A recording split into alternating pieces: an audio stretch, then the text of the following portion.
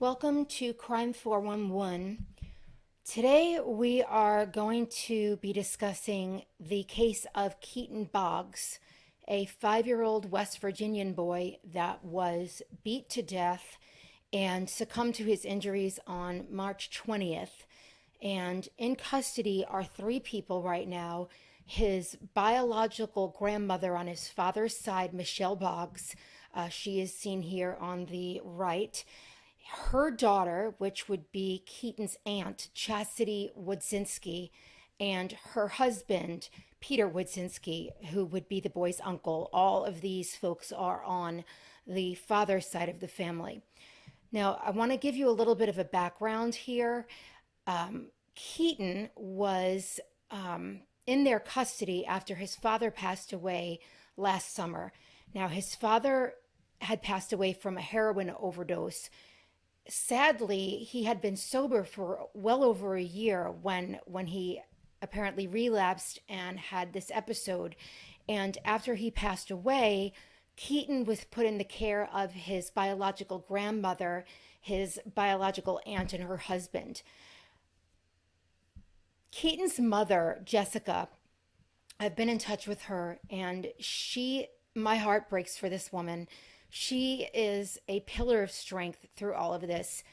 What you should know about his mother and why he wasn't with his mother is that she also suffered from her own addictions with drugs. And she has been, actually, as of today, she has been sober for 400 days, which is an incredible accomplishment. She is the head of a sober living home. She's working two jobs, and she was working as hard as she could to get her son back when this horrific tragedy took place. So, you know, one can only imagine the heartbreak that she's going through. And before anybody blames her and says this is her fault because she wasn't there, I just want to remind our viewers that everyone has a past, everyone has made mistakes, everyone deserves a second chance. And no matter what she had gone through in the past, does not give these monsters the right to put their hands on her child. So I just want to get that out there, and I hope that you all will look at this situation with eyes of compassion and empathy for her, because God only knows what she's going through right now, and I can't even imagine. What I can tell you is that I have spoken to certain family members of Keaton's, particularly Michelle, the grandmother, her nephew, and he shared with us some information about her history that I found extremely disturbing. So when Christopher, which is her son and Keaton's biological father, when he was little, she actually lied and convinced doctors that he was having seizures and other medical problems, and she had them put her child on all these different medications that he didn't even need so that she could get a disability check for her son every month. So clearly, this person is not a stellar example of a human being by any means. She is known to be a pathological liar, um, and and so her history definitely points to the fact that even if she wasn't physically the one who beat this poor child, she certainly was neglectful. And I can tell you that because on January 6th, the grandmother, Michelle, who you see here on the right, had sent pictures of Keaton to a friend. Now, this was interesting. This was sent to her nephew through a fake profile on Facebook, which has since been deleted. But these pictures that I'm about to show you, they're very disturbing. I want to give you a warning. If you have a weak stomach, you may not want to watch. But these pictures were sent to him by, like I said, by an anonymous fake profile on Facebook. And it was a conversation that Michelle, his biological grandmother on his father's side, had with someone, we don't know who, and she sent these pictures of the abuse to that person. I'm going to show you those right now. Give me a second to pull these up here. These are some of the most awful pictures I've seen. You can see here this poor child is just covered in bruises. look at his face. I mean, that is, that doesn't, that doesn't happen like they said because a dog knocked their baby down the stairs. That is a beating. Now, before I recorded this show, I spoke to a professional psychologist who is she specializes in criminal psychology. She was also a forensic nurse for 13 years. And when she saw these pictures, we were on a Zoom meeting, of course, because everything's kind of shut down right now with the coronavirus. She broke into tears and couldn't even speak. She was so overwhelmed with emotions looking at these pictures of Keaton. And what she said was that she couldn't look at them again right now, but she did notice that on his stomach, the bottom photos, the photo on the left, there is a bruise on the bottom right side of his what appears to be his stomach, and it is a point.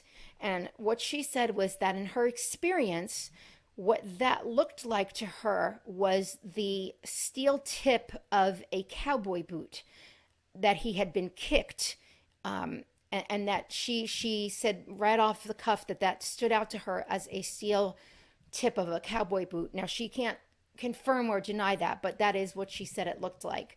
And when I look at these photos and I make them larger, I definitely can see what she's talking about.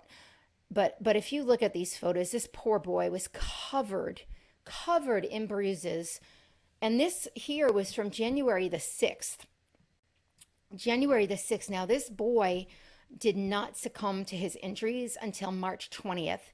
So that tells me that this abuse was ongoing and had been taking place for a long time. And that is even more heartbreaking to me to know that this boy suffered that way at the hands of these despicable monsters over and over again. God only knows how many times he had been subjected to this type of abuse. And I don't even want to know how many times he was subjected to this kind of abuse. But this was in January. The same nephew who I spoke with said that Keaton had spent the night at his house on February 5th and 6th. Now, the reason for that is because Michelle, the grandmother, her mother Judy, which would be Keaton's great grandmother, lives with the nephew. And so what was really interesting and disturbing at the same time to me was that the nephew said that Chastity said it would be okay for Keaton to spend the night because her friend, Dawn, from CPS was going to be coming out to their house. Now, the reason that is disturbing is for a few different reasons. For one, why would you not want this child at the home because a friend of yours that works for CPS is coming out there? Obviously, everybody, I'm sure, had that question as soon as I said it. The other thing that's interesting is that the nephew and his wife, who I spoke with on the phone for almost 2 hours yesterday, stated that they called CPS when they saw Keaton. Now, these photos that I showed you, from January 6th are not from that day. He said that Keaton did not have all of those bruises on him in February when he stayed the night, but that he did have a really, really big bruise on his chest. And he asked him, he said he came home from work and he said, "What happened, buddy?" And he said, "Oh, I hurt myself," but he really didn't say anything more. And so he, the nephew, Michelle, the grandmother's nephew, and his wife called CPS. And now they're saying that they never got a phone call, which when he told me, later in our conversation, what Chastity, the aunt, had said, which was that it would be okay for Keaton to sleep over because her friend who works at CPS would be coming over. The first thing that went off in my mind was, friend works at CPS. CPS says they never got a phone call. And I find that curious. So I am going to do some research to see if I can verify whether or not there even is a person named Dawn that works for CPS in that area. But either way, the fact that the aunt would have said that she wanted Keaton to stay over because CPS was coming out is very, very alarming. What makes it even worse is that the great grandmother, Judy, who is Michelle on the right here with the oxygen tubes, may she get coronavirus, God forgive me. But anyhow, the lady on the right, the grandmother, her mother, when Keaton stayed with them, the nephew said he was also going to call the police because of the marks that were on this little boy. And she said, I'll take care of it. I'll take care of it. You don't have to do that. I'll take care of it. And she didn't. So now you have two people who completely and utterly failed this poor child. You've got the grandmother, Michelle, who sent pictures. I mean, those pictures speak for themselves. They are atrocious in nature. And she sent those pictures to someone back in January. I mean, how do you look at those pictures? Let me show you these pictures again. Let's just bring them up here. How in the world do you look at photos like that? I mean, I can't even look at it myself. It makes me sick. How do you look at that and not call the police? How do you look at that and not take that child out of the custody of your daughter and her husband immediately? How do you look at that and not get physically sick? Yet she sent these pictures to somebody who sent them anonymously to the nephew on Facebook back in January, on January 6th. So January 6th, February 6th, March 6th, all the way to March 20th, when this poor boy finally succumbed to his injuries and died from bleeding on the brain. She knows this is happening, and for 3.5 months does nothing? What, are you kidding me right now? And then I have to say to myself, who the heck did she send them to, right? And how in the world did that person not step in and do something?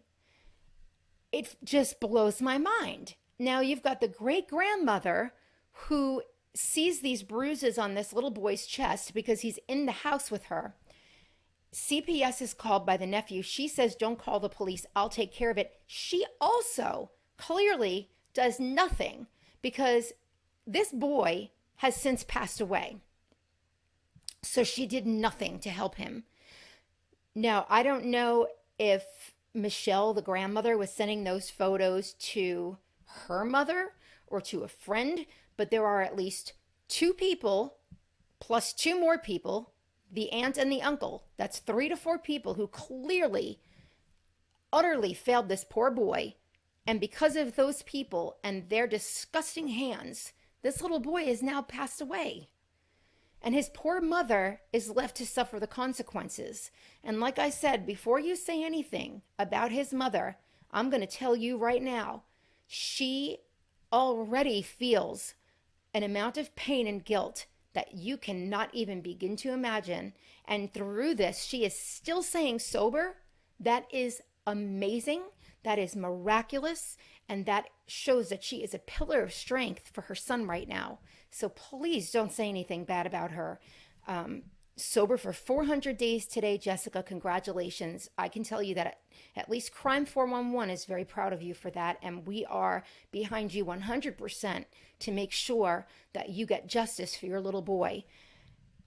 But again, like I said, you know, all 3 of these people are in jail and charged with the murder of this beautiful little boy, 5-year-old Keaton. He turned 5 on January 15th. And that's the other thing that is insane to me. The photos that she sent were on January 6th. His birthday was January 15th. They had a party for him. How many people went to that party? How many people saw these bruises all over this little boy? Let me show you again, just in case you forgot. Let me pull it up. Look at this child. Look at his body. How does a room full of people congregate to celebrate the birthday of this beautiful child, see that he has these marks all over his body, and not a single person steps in and does anything? And I'm going to tell you right now, They should all be ashamed of themselves. Anyone who saw this child and didn't step in immediately and get involved is guilty of the reason why this child is no longer here today. Whether they were the ones that beat him or they just ignored it, they're all guilty. All of them. CPS, they're guilty for not following up. Everybody failed this poor child. And I'm not talking about his mother. Now, granted, she's made some mistakes, okay? But addiction, people don't know what that's like. And for her to be 14 months clean, doing everything she can, working 2 jobs, leading a sober living home, doing everything she possibly can, and working toward getting her son back, I'm not going to point my finger at her. I'm not going to do it. And I'm not going to let any of our viewers do it. If you post something negative about her, I'm going to delete it because she is going through enough. And I really, really, really want to support her in her sobriety. And I want to see her prevail through this tragic time. And the last thing that she needs is people putting her down when she's already down. There is nobody who's going to make her feel worse about the situation than I'm sure she already feels. So I'm just putting that out there right now. I can tell you that all 3 of these monsters have waived their right to a hearing. I forget what you call it right now, but it's the hearing where the prosecution shows the evidence that they have to show that they're able to move forward with a trial. All of the defendants in this case have waived their right to that hearing. Michelle's nephew, the grandmother's nephew, tells me that the reason they're doing that is because they are hoping by waiving their right that they will be able to get bond. Although he says that none of them really have finances to be able to bond out. But that is the reason why they have waived their right to that hearing. On Tuesday, I am going to speak with Jessica, Keaton's mom. She's going to come on the show and she's going to talk to me about her son, her trials and triumphs, the monsters who murdered him. She did share with me that at one point and this was confirmed by the nephew, okay? These people, all 3 of them, moved around as much as they possibly could. And because of that, they specifically did that. One of the reasons was to keep Jessica, Keaton's mother, away. She found out where they were living, and this was before she got clean. And she went to their house because she wanted to see her son. They threatened that they would call the police, and they tried to fight her in the yard. And at that time, she wasn't clean. She had warrants out for other unrelated things, and she was afraid. So she left. Again, like I said, is she a perfect person? No. Did she make some mistakes? Yes. But regardless of what anyone goes through, no one has the right to put their hands on any child. And the fact that these disgraceful, disgusting monsters did this, her addiction is not to blame for that. They are to blame for that. And only they are to blame for that. So anyhow, like I said, I will be talking to her on Tuesday. She will be calling into the show. And I hope that you will tune into that. We are going to give you, updates on this developing case, and we will provide you with as much information as we're able to. If you would subscribe to us on our YouTube channel, you'll get notifications about that. Of course, we're also on Facebook, Instagram, and Twitter. Our website is crime411.org. You can email us at emailcrime411@gmail.com. But I do want to thank you again for tuning into Crime 411 and following our stories. And I hope that you will continue to keep this family in your prayers because they are certainly going through the most horrific time of their lives. Thank you again for tuning in, and we will see you again soon.